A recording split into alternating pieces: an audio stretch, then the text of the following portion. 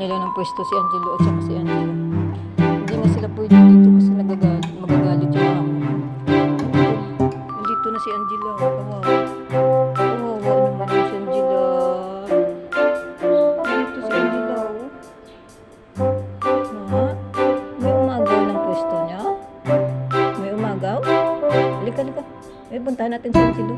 Kawawa si Angela. Dito na lang si Angela natulog. Kasi yung dalawa doon eh. Ba't kasi dito sila pumupunta? Dito pa sila pumupunta nga. Hindi na sila pwede dito. Kasi yung magagalit ang amo ko eh. Maya babae pa sila, female. Mabuntis pa. Lalong dadami. Magalitan ako ng amo ko. Sana ay dito okay lang. Pero hindi naman sa akin. Nagtatrabaho lang naman ako dito. Bebe.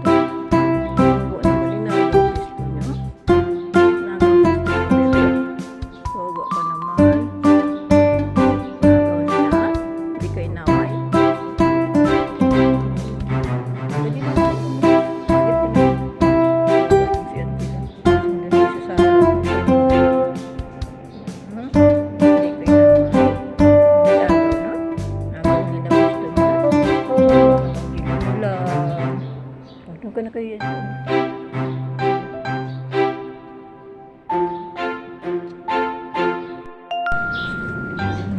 Okay ka lang. Hindi ko alam kung nakatulog ang dalawa. Kita mo, malamig kasi dito. Malamig dito. Tapos dito yan dito sa labas.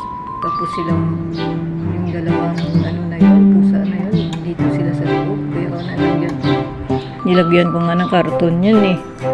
Para dayan sila ni Angelo matulog. Tapos inagaw pa nila. Wawa naman yung dalawang bulinggit na yan. Malamig pa naman. Kaya ko nga nilagyan ng karton yun eh. Para may maigaan doon sila ni Gila. Hindi sila lambigan eh. Kasi ayaw na nila doon eh. Gusto nila dito. Tapos may umagaw pa. Liit ba naman ito? Tapos natutulog sa labas. Lamig. Ang inaano ko kasi baka mamaya babae yun, female, mabubuntis. Tapos dadami sila dito pa mga anak. Ibawal nga sila dito. Bahay ng amo ko to. Tapos papakain ko sa kanila. Wala naman ako papakain sila, dadami sila dito. Sana kung lang male, okay lang. Pero kung female, lagot. Hindi pwede. No? Hindi dadami. Wala ako ipakain. Pagalitan pa ako ng amo ko. Diba? Pinapagalitan pa ako ng amo ko. Basta bakit nagkukukup ako ng pusa? Bawal na sila dito. Good, baka palayasin na kami dito pagka ganyan. Naawa ko dito sa dalawa kasi inagawan sila ng higaan. Ito ka pala hinayaan mo lang na agawan pwesto ang mga anak mo. Ha? Bakit hinayaan mo lang na agawan sila ng pwesto? Nandito ka pala. Nawawa tuloy mga anak mo.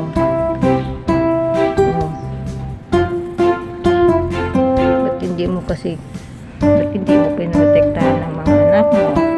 Ha? Nandito ka pala. Talaga. Napabayaan mo mga anak mo, ha? Hindi mo pinotektahan.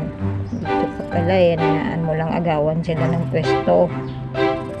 Madidi pa siya. Nakalak ka didi ka pa. Dito ka pala. Hinayaan mo agawan sila ng pwesto.